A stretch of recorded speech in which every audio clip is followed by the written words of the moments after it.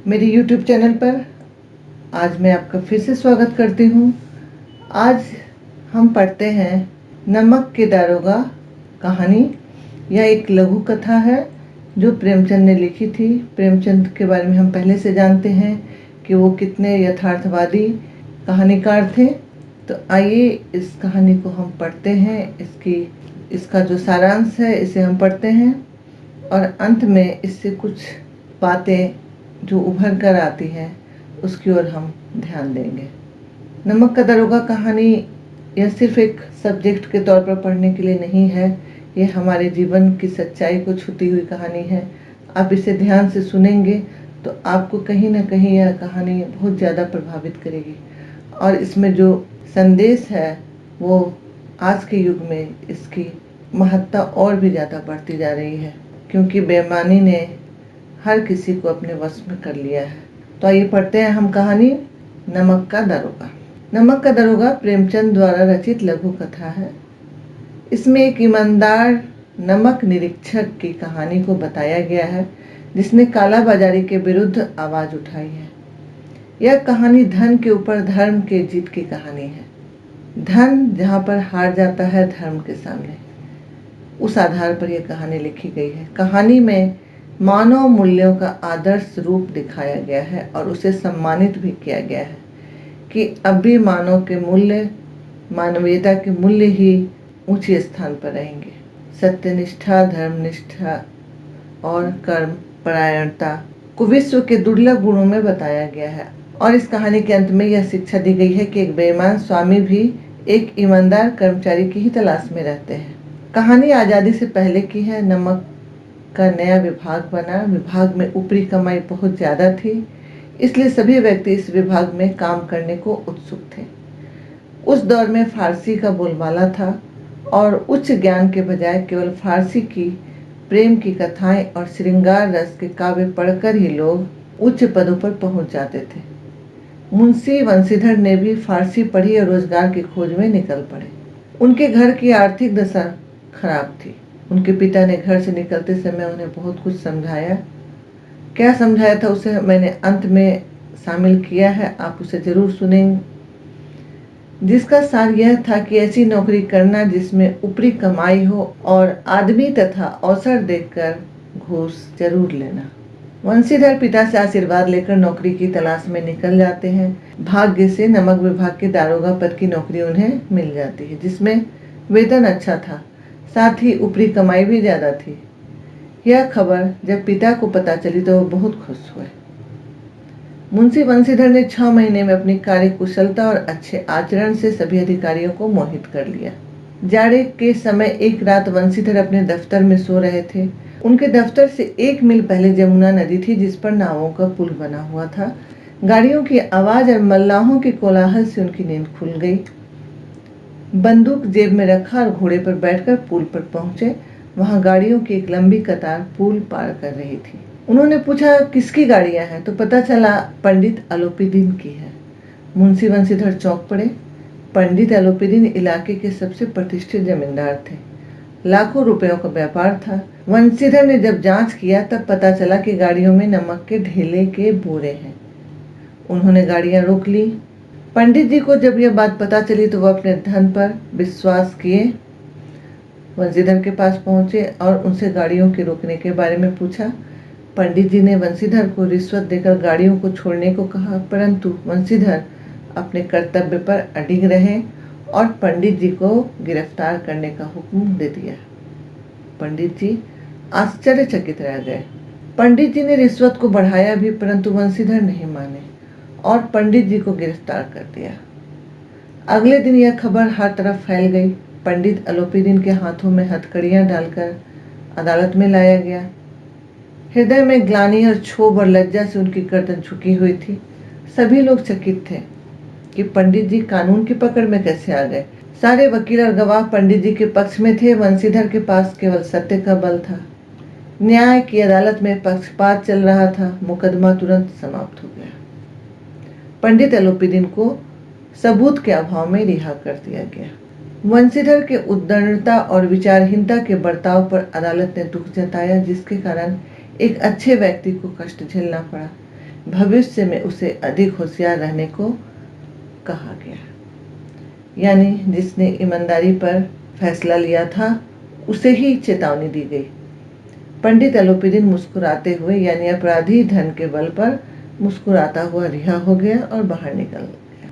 रुपए बांटे गए, मिठाइयाँ बांटी गई। वंशीधर को व्यंग्य बाणों को सहना पड़ा और ईमानदार व्यक्ति को व्यंग्य बाणों से आघात पहुंचाया गया। 1 सप्ताह के अंदर ही उनकी कर्तव्य निष्ठा का दंड उन्हें मिल गया और वह दंड था नौकरी से हटा दिया जाना।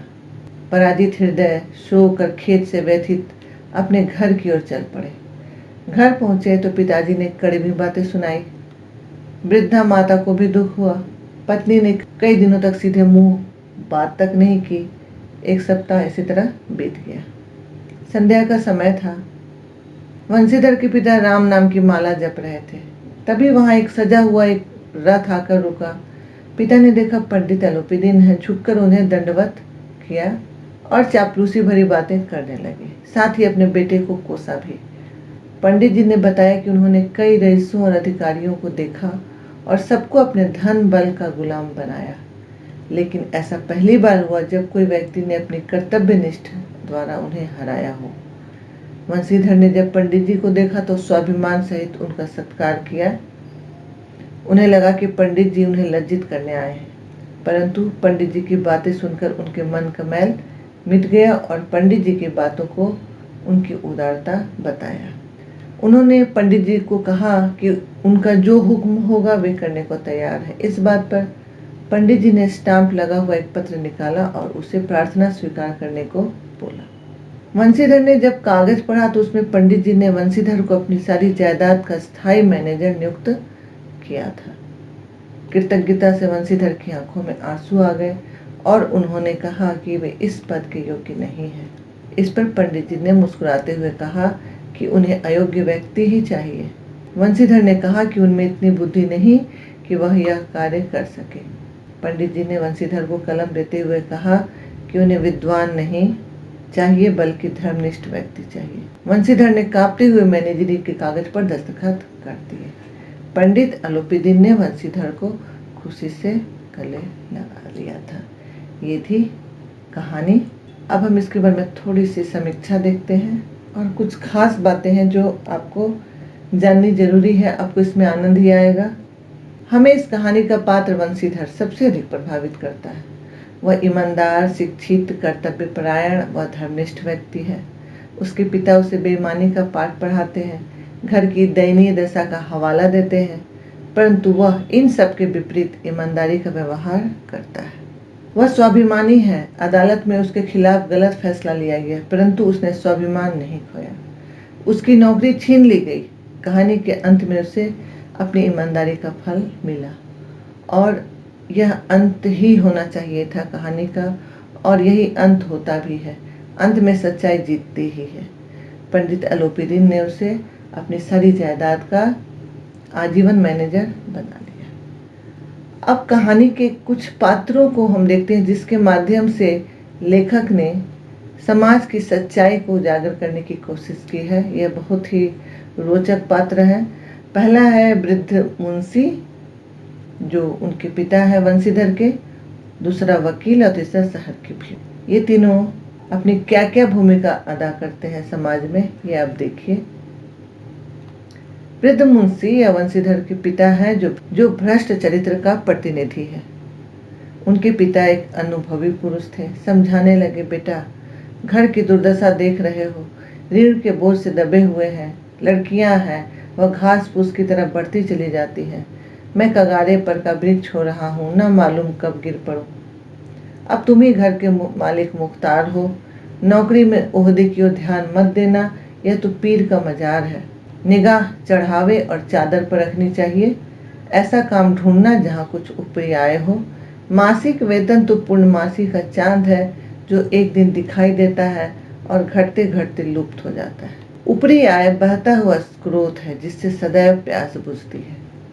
वेतन मनुष्य देता है, इसी से उसमें वृद्धि नहीं होती। ऊपरी आमदनी ईश्वर देता है, इसी से उसकी बरकत होती है। तुम स्वयं विद्वान हो, तुम्हें क्या समझाऊं।